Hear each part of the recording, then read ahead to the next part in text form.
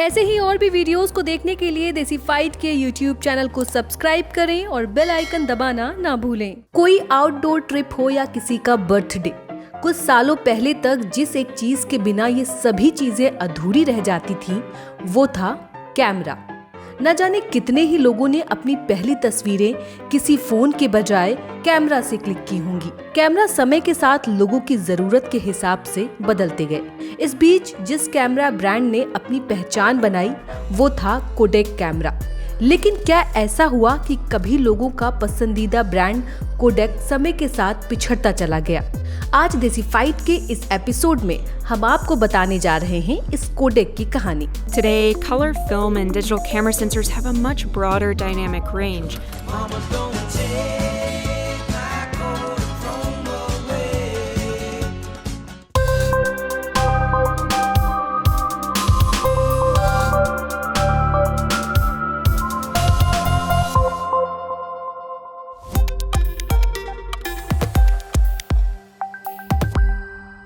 Codec के पतन की कहानी के पहले ये जान लीजिए कि आखिर इस कंपनी की शुरुआत कैसे हुई।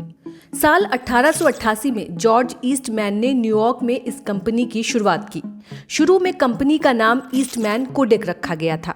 कोडेक शब्द थोड़ा अलग और ट्रेडमार्क करने में आसान था, इसलिए जॉर्ज ईस्टमैन ने इसका इस्तेमाल किया। और कोडेक शब्द की शुरुआत भी के से होती है और खत्म भी के पर। इसका एक कारण ये था कि जॉर्ज को इंग्लिश के सभी अल्फाबेट्स में से के सबसे ज्यादा पसंद था। कोडेक को ट्रेडमार्क करने के बाद साल 1888 में पहला कैमरा बाजार में उतारा गया। प्रीलोडेड पेपर रोल के साथ आने वाले इस कैमरे से 100 फोटो क्लिक किए जा सकते थे। 100 फोटो खींचने के बाद कस्टमर अपना कैमरा जॉर्ज को वापस भेजते थे, जिसके बाद जॉर्ज उसमें नया पेपर रोल लगाकर कस्टमर को कैमरा दे दिया करते थे। इस आसान तरीके को देख कई लोगों ने पहली बार फोटोग्राफी भी सीखी। साल 1897 में कंपनी ने इस कैमरा को अपने पॉकेट फ्रेंडली कैमरे के साथ रिप्लेस कर दिया।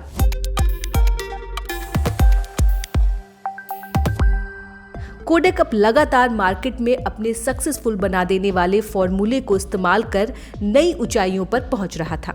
1900 से लेकर 1930 तक कोडेक हर साल सक्सेस की नई कहानियां लिखता गया। जुलाई 1930 में कोडेक की entry Dow Jones Industrial Index में हुई, जिसमें कंपनी साल 2004 तक बनी रही। किसी सक्सेसफुल कंपनी की तरह कोडेक ने भी अपने रिसर्च और डेवलपमेंट वर्क पर शुरुआत में खूब पैसे खर्च किए। साल 1935 में कोडेक कोडक्रोम फिल्म के साथ मार्केट में उतरा। ये दुनिया की पहली कलर फिल्म को मार्केट में उतारा और कोडेक ने इसे किसी एक फॉर्मेट में नहीं बल्कि कई फॉर्मेट्स में मार्केट में उतारा। समय के साथ आगे बढ़ रहे कोडेक ने 1950 के बाद फोटो प्रिंटिंग के मार्केट में अपनी एंट्री कर ली। कोडेक ने हाई क्वालिटी प्रिंटर्स के साथ ऐसी पकड़ बनाई कि इस प्रोडक्ट में कोडेक का ही बोलबाला था।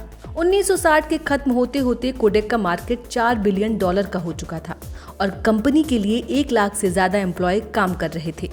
साल 1966 में स्पेस से धरती की पहली ली गई फोटो भी कोडेक कैमरा से ही क्लिक की गई थी। साल 1975 में कोडेक ने डिजिटल टेक्नोलॉजी की दुनिया में भी कदम रखा। कोडेक अपने कॉम्पिटिटर्स से कितना आगे था, आप इस बात का अंदाजा इस चीज से लगा सकते हैं कि कोडेक ने अपना पहला डिजिटल कैमरा साल 1975 में रिलीज किया, तो वहीं अपना पहला डिजिटल कैमरा लाने में सोनी को और 6 सालों का समय लग गया। कोडेक कैमरा बनाने के साथ दूसरी कैमरा कंपनियों को सेंसर्स भी प्रोवाइड करवा रहा था।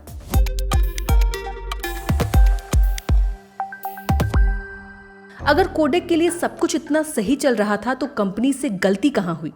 कोडेक के पतन की कहानी में 2 मुख्य कारण रहे। पहला, कंपनी का अपने जापानी कॉम्पिटिटर फूजी कैमरा को कम आंकना और दूसरा, मोबाइल में कैमरे का एंट्री।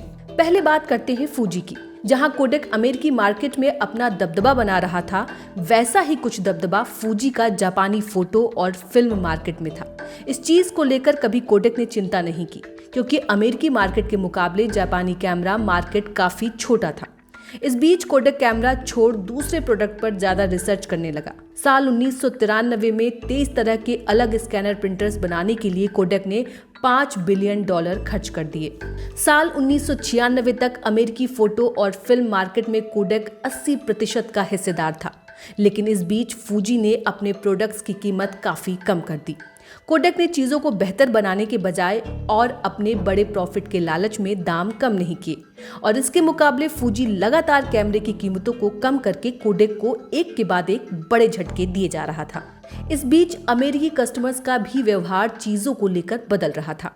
अमेरिकी प्रोडक्ट को खरीदकर गर्व महसूस करने वाले लोगों से ज्यादा अब मार्केट में इंपोर्ट की हुई चीजें खरीदने वाले लोग ज्यादा थे। जुलाई 1999 में इसका असर दिखा।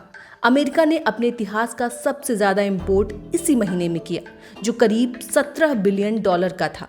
अपने कम कीमत के बेहतरीन कैमरों के साथ जहां फूजी अमेरिकी मार्केट में पकड़ बना रहा था, जिस फूजी का मार्केट अमेरिका में कभी 10% से भी कम हुआ करता था, उसने अब उसी मार्केट के बड़े खिलाड़ी कोडेक को टक्कर देना शुरू कर दिया। कोडेक के मार्केट को फूजी लगातार अपने बदलाव के साथ खत्म कर रहा था, लेकिन खुद को बदलने में कोडेक को काफी समय लगा और वो हर बार जब भी बदला तो समय के हिसाब से कंपनी काफी लेट थी।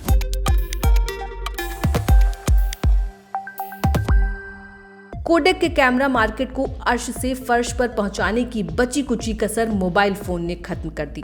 जब 2008 में डिजिटल कैमरा मार्केट अपने पतन पर था, तब कैमरा वाले मोबाइल फोन ने मार्केट में एंट्री ले ली।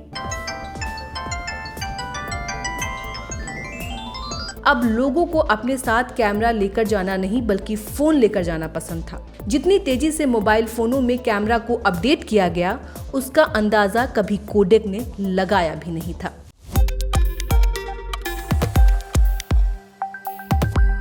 साल 2012 कोडेक के लिए उसके 100 सालों से ज्यादा के इतिहास का सबसे बुरा साल रहा। कंपनी ने आखिर फैसला किया कि वो अब digital camera, pocket video camera और डिजिटल पिक्चर फ्रेम बनाना पूरी तरह बंद कर देंगे। They didn't have the right kind of culture to sell digital cameras in a frenetic, low barrier to entry market and to beat back everybody else. और company अब अपना पूरा ध्यान प्रिंटिंग मार्केट पर लगाएगी।